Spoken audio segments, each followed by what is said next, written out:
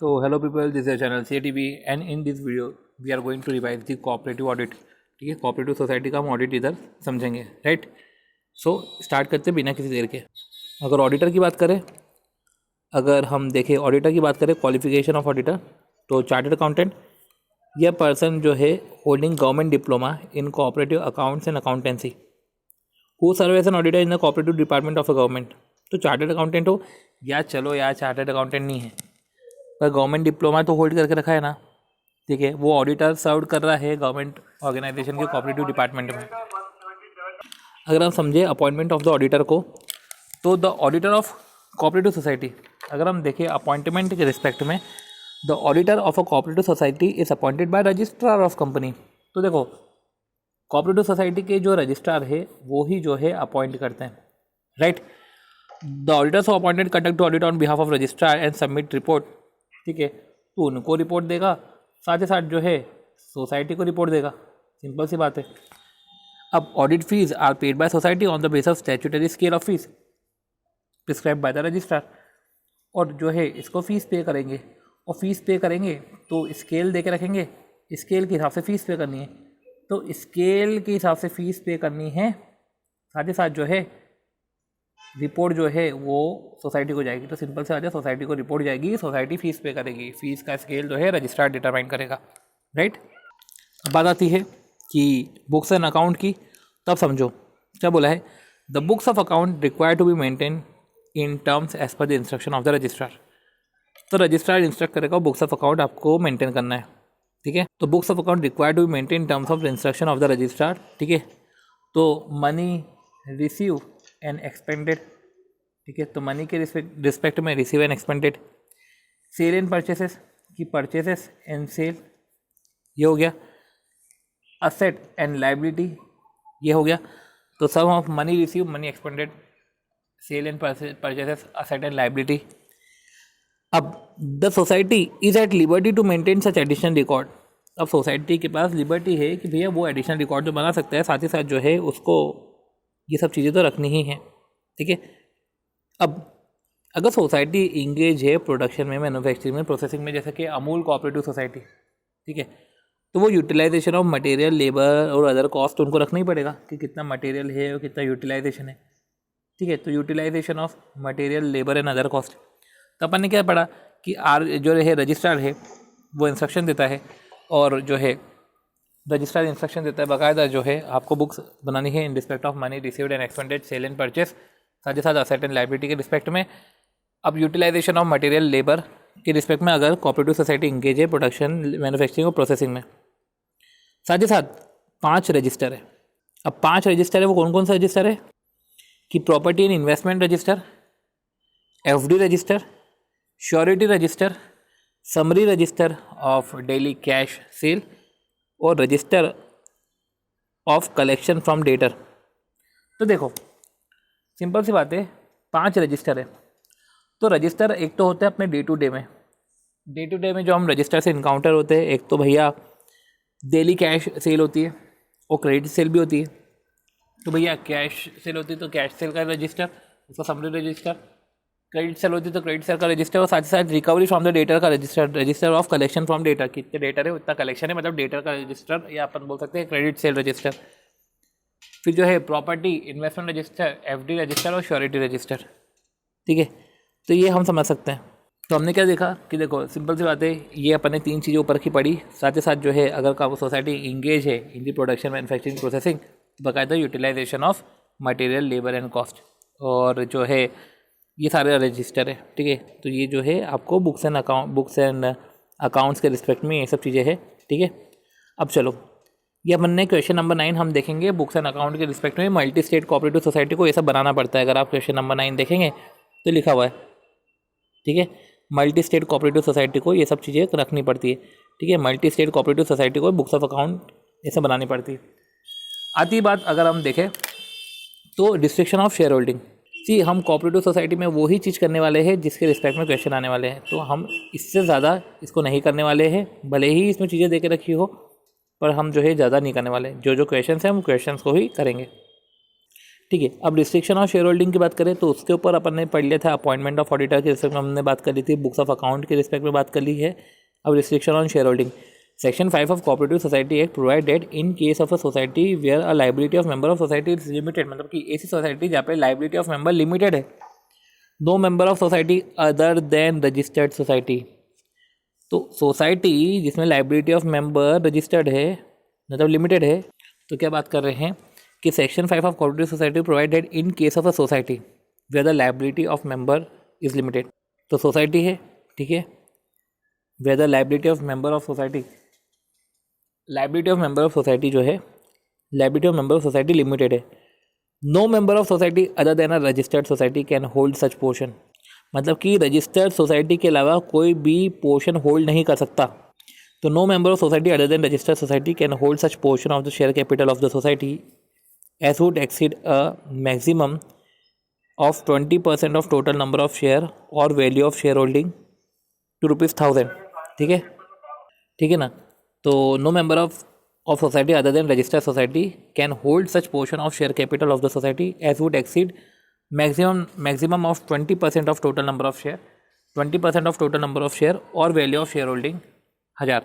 ठीक है, तो एक्सीड अ मैक्सिमम ऑफ मतलब कि एक्सीड अ मैक्सिमम मतलब कि इसके ऊपर कोई भी नहीं जा सकता अदर देन रजिस्टर्ड सोसाइटी, मतलब कि रजिस्टर्ड सोसाइटी जा सकता है।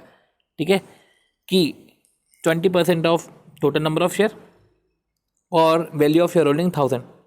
ठीक है, तो रजिस्टर्ड सोसाइटी जो है can hold such portion of share capital, ठीक है, exceed maximum number of 20% of total number of share और वैल्यू ऑफ शेयर होल्डिंग ₹1000। ठीक है, तो 20% और 1000 विच एवर इज हायर। ठीक है, अब यही बात है कि रजिस्टर्ड सोसाइटी जो है वो लोन नहीं दे सकता अदर देन मेंबर, वो अदर देन मेंबर जो है लोन नहीं दे सकते, अदर देन मेंबर जो है ये लोन नहीं दे सकते। ठीक है, with the special sanction of the registrar, registered society may make loan to another registered society, आप लोन जो है अनदर रजिस्टर्ड सोसाइटी को दे सकते हो। State government may put such restriction as it think fit on loaning powers of the society. ठीक है, छोड़ो रिस्ट्रिक्शन ऑन बोरोइंग, ये तो लोन की बात है। क्या लोन जो है आप मेंबर के अलावा किसी को दे नहीं सकते। ठीक है, आप मेंबर के अलावा किसी को दे नहीं सकते। अगर अनदर रजिस्टर्ड सोसाइटी को भी देना है तो जो है रजिस्ट्रार इसको सैंक्शन करेगी, सिंपल सी बात है। रिस्ट्रिक्शन ऑन बोरोइंग है, तो लोन्स एंड डिपॉजिट अगर एक्सेप्ट करना है तो मेंबर से एक्सेप्ट करो। ठीक है, और जो है बायलॉज को तो ऑडिटर को एग्जामिन करना ही पड़ता है कि बायलॉज के हिसाब से जो है सोसाइटी काम कर रही है कि नहीं कर रही। इन्वेस्टमेंट ऑफ फंड, ठीक है, अब सिंस जितने भी डिपॉजिट आते हैं ऑब्वियस सी बात है इन्वेस्टमेंट होता है। ठीक है, अब रही बात है इन्वेस्टमेंट होता है तो इन्वेस्टमेंट किधर किधर होता है। तो अकॉर्डिंग टू सेक्शन 32 अगर हम देखें, ठीक है, तो according to section 32 central act, mode of investment of fund of a society में be stated as follows, a society में invest its fund in any or more of the following. तो invest कर रहे हैं in any or more of the following, किधर, central और state cooperative bank में। तो एक तो है बैंक में, चलो इन नई सिक्योरिटी स्पेसिफाइड इन सेक्शन 20 मतलब ट्रस्ट में, ट्रस्ट सिक्योरिटीज़ में। ठीक है, in any share security bond debenture of any other society with limited liability, तो लिमिटेड लाइबिलिटी सोसाइटी की सिक्योरिटीज़ में। ठीक है, limited liability society securities, trust securities bank में, और in any cooperative bank other than central और state cooperative bank, क्योंकि अपन ने तो ये पढ़ लिया ना central and state cooperative bank. तो सेंट्रल और स्टेट अपन ने कोऑपरेटिव बैंक पढ़ा, तो इधर भी कोऑपरेटिव बैंक पढ़ा। ठीक है, और लिमिटेड लाइबिलिटी सोसाइटी के मेंबर और any cooperative bank other than central and state cooperative society approved by the registrar. ठीक है, तो अगर हम सोसाइटी की बात करें, ठीक है, तो एक अपन ने पढ़ा कि central and state cooperative bank. ठीक है, तो कोऑपरेटिव बैंक पढ़ा, ठीक है, और कोऑपरेटिव बैंक पढ़ा तो सेंट्रल और स्टेट है या अदर है, तो अदर है तो रजिस्ट्रार के थ्रू अप्रूव्ड होनी चाहिए। साथ ही साथ सिक्योरिटीज़, ये ट्रस्ट सिक्योरिटीज़ होनी चाहिए या limited liability, society having limited liability, society limited liability. ठीक है, ये है in any other money is permitted by central state government. तो ठीक है, अपन ने पढ़ लिया कोऑपरेटिव सोसाइटी या कोऑपरेटिव बैंक या अदर सेंट्रल और state other than central state. ठीक है, cooperative bank other than central state cooperative bank. ठीक है। तो हमने कोऑपरेटिव बैंक को सिक्योरिटी पढ़ा, तो सेंट्रल स्टेट या अदर देन सेंट्रल स्टेट जो अप्रूव बाय रजिस्ट्रार है। सिक्योरिटीज़ में पढ़ा ट्रस्ट सिक्योरिटीज़ और सोसाइटीज़ हैविंग लिमिटेड लाइबिलिटी। तो इस तरीके से हमने जो है इसको समझा। अगर हम बात करें अप्रोप्रिएशन ऑफ प्रॉफिट, तो इसके रिस्पेक्ट में MCQ आया था कि section 33 of central act state that 25% of profit should be transfer to the reserve fund. ये बोल रहे हैं कि 25% जो है प्रॉफिट का 25% जो है ट्रांसफ़र कर दो रिजर्व फंड में before distribution as dividend. Before distribution as dividend, dividend distribute करने से पहले, ठीक है। तो प्रॉफिट आफ्टर टैक्स मतलब कि पैट का 25% कर दो, ठीक है। However, may regard to the financial position of the society, the registrar may reduce the percentage of transport, but in any case not less than 10%। और फिनेंशियल पोजीशन को देखते हुए ये जो है 10% तक इसको रिड्यूस कर सकता है। मतलब कि 25% ये मिनिमम है कि आप मिनिमम ट्रांसफ़र कर दो। फिनेंशियल पोजीशन को देखते हुए 10% कर सकते हैं, ये रिड्यूस कर सकते हैं 10% तक, ठीक है।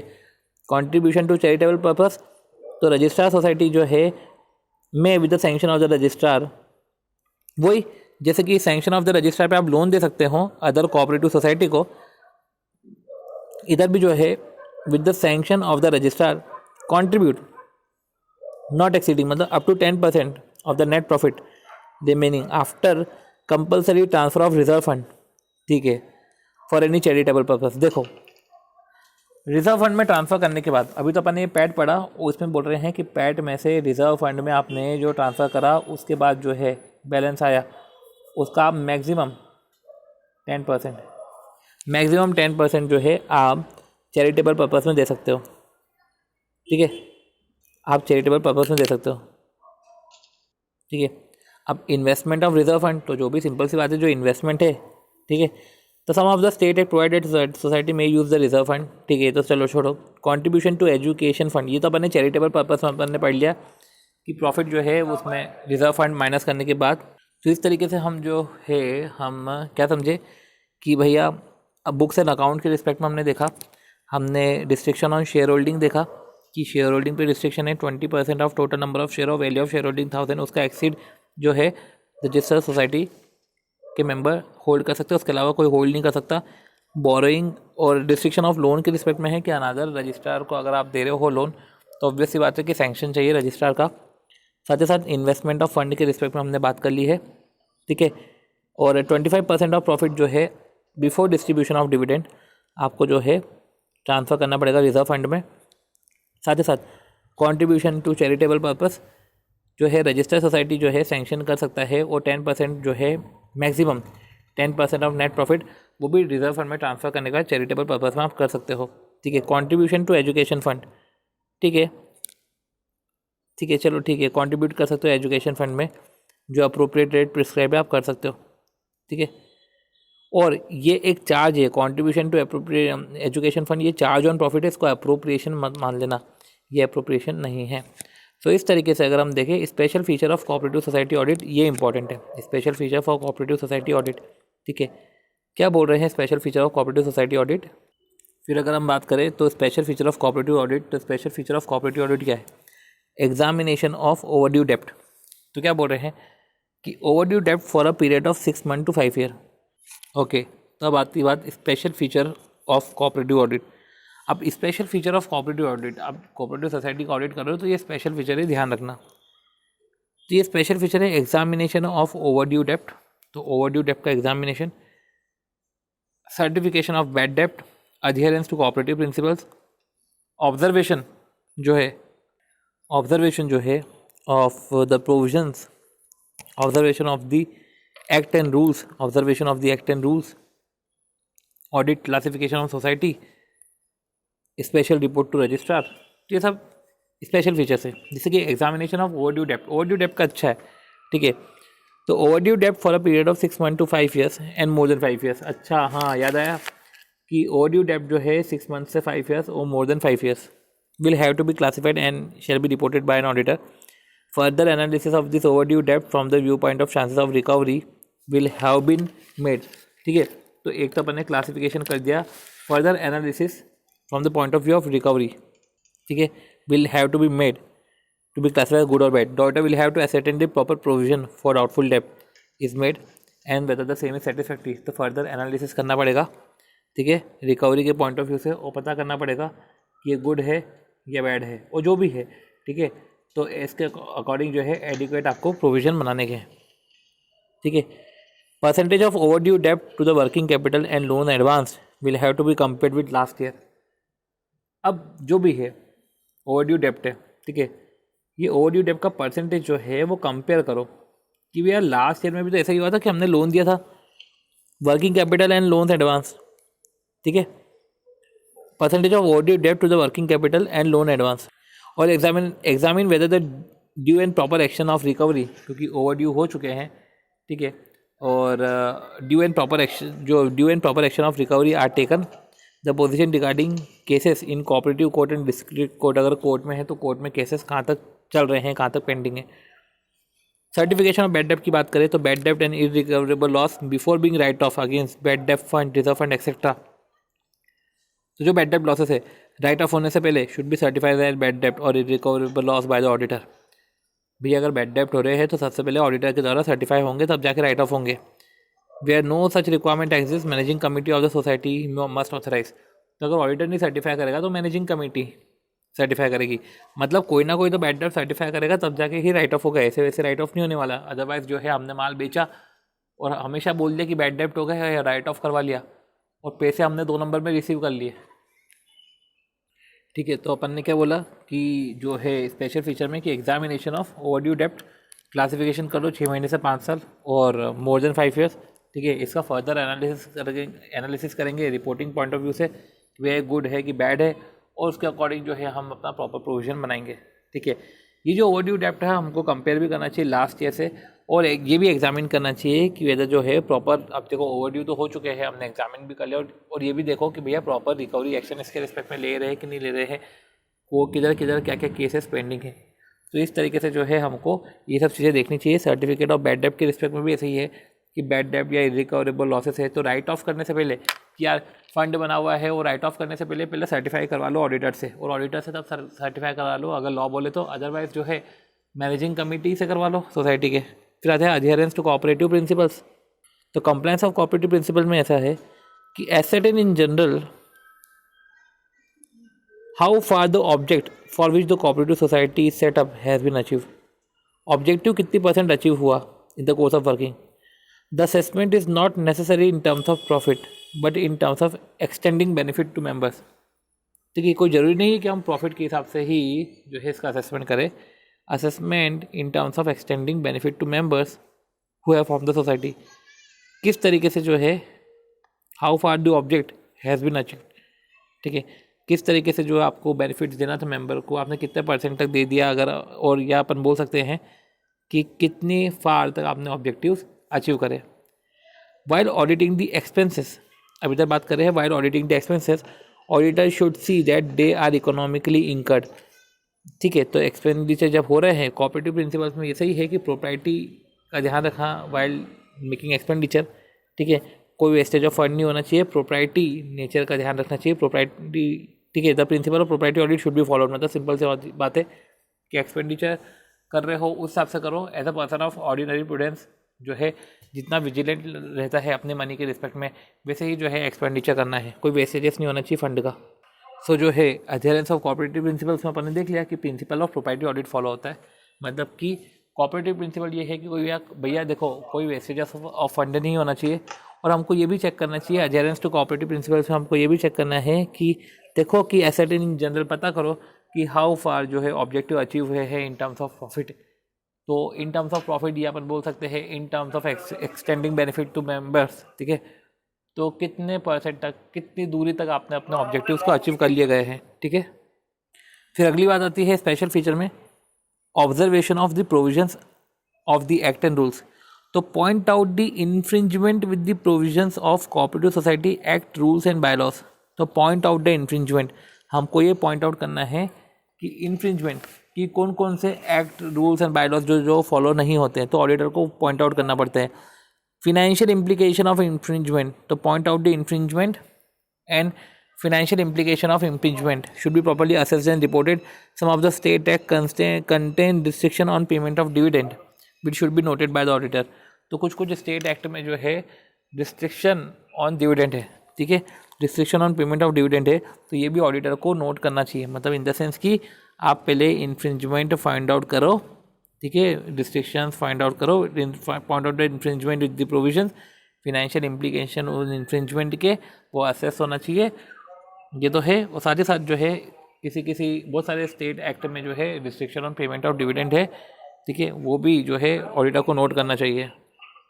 ओके, तो इधर जो है ऑडिटर को जो है ऑब्जर्व करना चाहिए the provisions of the act and rules. See, तो हमने क्या पढ़ा कि एग्जामिनेशन ऑफ ओवरड्यू डेप्ट, उसके बारे में हमने जो हमने समझा है examination overdue dept, certification of bad डेप्ट के रिस्पेक्ट में पढ़ा था, ठीक है।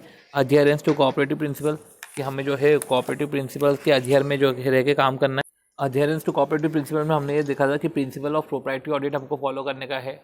इन द केस की प्रिंसिपल ऑफ प्रोप्राइटरी ऑडिट हमको फॉलो करने का है, एसर्टेन करने का है कि कितने फार तक आपने ऑब्जेक्टिव का अचीव कर लिया है इन टर्म्स ऑफ प्रॉफिट और in terms of extended benefits to member, ठीक है, in terms of profit in terms of extended benefit to member.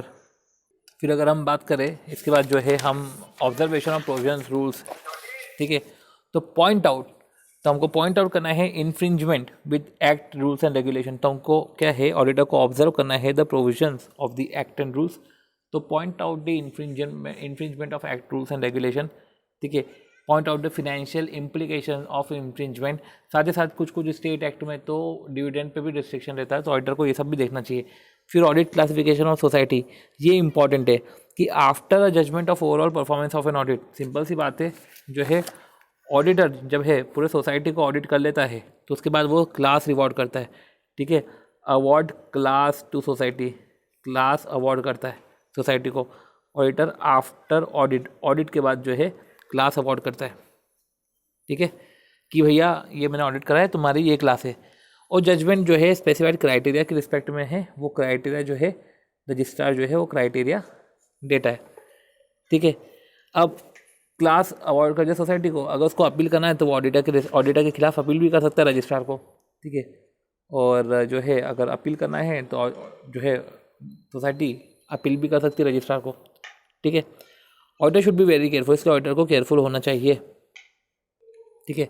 सो इस तरीके से फिर आती बात special report to the registrar, और special report to the registrar में तो है ही इंपॉर्टेंट मिस PDF करके स्पेशल रिपोर्ट टू रजिस्ट्रार, अगर हम देखें स्पेशल रिपोर्ट टू रजिस्ट्रार मिस PDF, तो स्पेशल रिपोर्ट टू रजिस्ट्रार ये है कि during the course of audit if the auditor notice that there are some serious irregularities, ये बोल रहे हैं कि during the course of audit करने के दौरान, ठीक है, अगर ऑडिटर नोटिस करता है कि सम सीरियस इरेगुलरिटी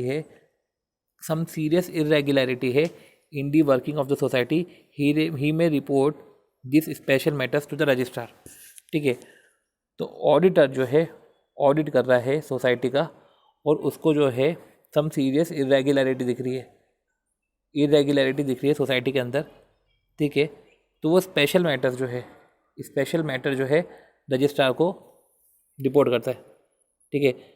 रजिस्ट्रार को जब स्पेशल रिपोर्ट रिसीव होती है जो है वो उसके हिसाब से एक्शन लेती है सोसाइटी के अगेंस्ट, ठीक है। तो during the course of audit special report to registrar में during the course of audit अगर ऑडिटर नोटिस करता है कि सम सीरियस इरेगुलरिटीज है in the working of the society, तो ही में report this special matters to the registrar. तो obvious सी बात है कि वो स्पेशल मैटर्स को रजिस्ट्रार को रिपोर्ट करता है। मैं ऑडिट कर रहा हूँ और ऑडिट करने के दौरान अगर मेरे को सीरियस मैटर्स दिख रहे हैं या मेरे को इरेगुलरिटीज़ दिख रही है, ठीक है, during the course of audit, ठीक है, सोसाइटी के वर्किंग में मेरे को सीरियस इरेगुलरिटीज़ दिख रही है तो मेरे को रिपोर्ट करना पड़ेगा, ठीक है, मेरे को स्पेशल रिपोर्ट करना पड़ेगा जहाँ पे मेरे को ये सारी चीज़ें बतानी पड़ेगी, ठीक है। और फिर रजिस्ट्रार को जब ये स्पेशल रिपोर्ट मिलती है ना उसके हिसाब से ये अप्रोप्रिएटली एक्शन करता है रजिस्ट्रार, ठीक है। सो अगर हम देखें तो सीरियस इरेगुलरिटीज़ क्या है, ठीक है, सीरियस इरेगुलरिटीज़ जो है जैसे इसको बोला है मिस PDF, जैसे कि मिस मैनेजमेंट मतलब कि decision of management against the cooperative principles, ये मिस मैनेजमेंट हो गया कि डिसीजंस ऑफ मैनेजमेंट है ना वो कोऑपरेटिव प्रिंसिपल्स के अगेंस्ट में है। मिस P से पर्सनल प्रॉफिटियरिंग बाय मेंबर जो है पर्सनल प्रॉफिट कमा रही है, ठीक है, मेंबर्स ऑफ मैनेजिंग कमेटी, तो members of managing committee personal profit कमा रही है in the transaction of society के नाम पे ट्रांजैक्शन है पर बेनिफिट मेंबर्स हो रहे, ठीक है, which are detrimental to the interest of society, वो detrimental to the interest of society है। तो personal profiteering by members on the transaction of society which is detrimental to the interest of society. Disproportionate advances, cooperative society क्या कर रही है, disproportionate advances दे रही है wasted interest group को, कि अपने जो है जान पहचान वाले लोगों को जो है कम सिक्योरिटी में कम इंटरेस्ट पे जो है एडवांसेस दे रही है, कम जो है रिकवरी की प्रोसीजर भी नहीं ऑप्ट कर रहे हैं, ठीक है, रेकलेस एडवांस कर रहे हैं, बिना सिक्योरिटी के, बिना क्रेडिट वर्दीनेस चेक करे जो है रेकलेस एडवांसेस दे रहे हैं। और एफ से है detection of fraud, detection of fraud relating to expenses, purchase, property, investment, stores of the society, detection of fraud है। तो ये जो है स्पेशल मैटर्स है, ये स्पेशल मैटर्स जो है रिपोर्ट करना पड़ता है रजिस्ट्रार को, ही में report special matters to registrar, ठीक है। तो हम क्या समझे हैं कि during the course of audit auditor जो है नोटिस करता है कि सब सीरियस इरेगुलरिटीज़ है, ठीक है, ऑडिट करने के दौरान उसको लग रहा है कि सीरियस इरेगुलरिटीज़ है, तो एक स्पेशल रिपोर्ट देता है, ठीक है, स्पेशल मैटर्स को रजिस्ट्रार को रिपोर्ट करता है और रजिस्ट्रार जो है उसके अकॉर्डिंग एक्शन लेती है। मिस PDF है, मिस मैनेजमेंट है, P से पर्सनल प्रॉफिट शेयरिंग है, D से disproportionate advances to vested interest group है, फ्रॉड डिटेक्शन है in respect of purchase sale जो है इन्वेस्टमेंट के रिस्पेक्ट में।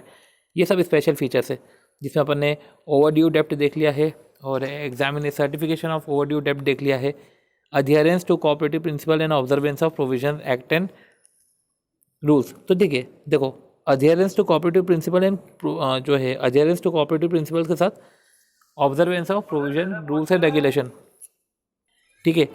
तो adherence to cooperative principle and observance of the provisions act and rules, जहाँ पे हमने अध्यरेंस टू कोऑपरेटिव प्रिंसिपल्स में देखा था कि कितने फार तक ऑब्जेक्टिव अचीव हो चुके हैं, जो है अपन ने अध्यरेंस ऑफ कोऑपरेटिव प्रिंसिपल में देखा है कि हमको जो है प्रोप्राइटरी ऑडिट के प्रिंसिपल फॉलो करने हैं, observance of provision act and rules देखना है, observance of provision act and rules में पॉइंट आउट करना है infringement with the provisions of cooperative society, financial implication of such infringement, तो observation of provision act and rules देखना है। फिर dividend payment के रिस्पेक्ट में था, ऑडिट क्लासिफिकेशन ऑफ सोसाइटी के रिस्पेक्ट में था, वो हमको ध्यान रखने का है। साथ ही साथ स्पेशल रिपोर्ट की हमने बात करी, ठीक है। अब आती है बात right and duties of auditor of cooperative society, तो ठीक है। तो right and duties of cooperative society जो है हम हमारे जो है नेक्स्ट वाले पोर्शन में ओवर करते हैं। तो टिल देन हमने ये ओवर किया है, ठीक है। अब हम मिलते हैं हमारे नेक्स्ट वीडियो में।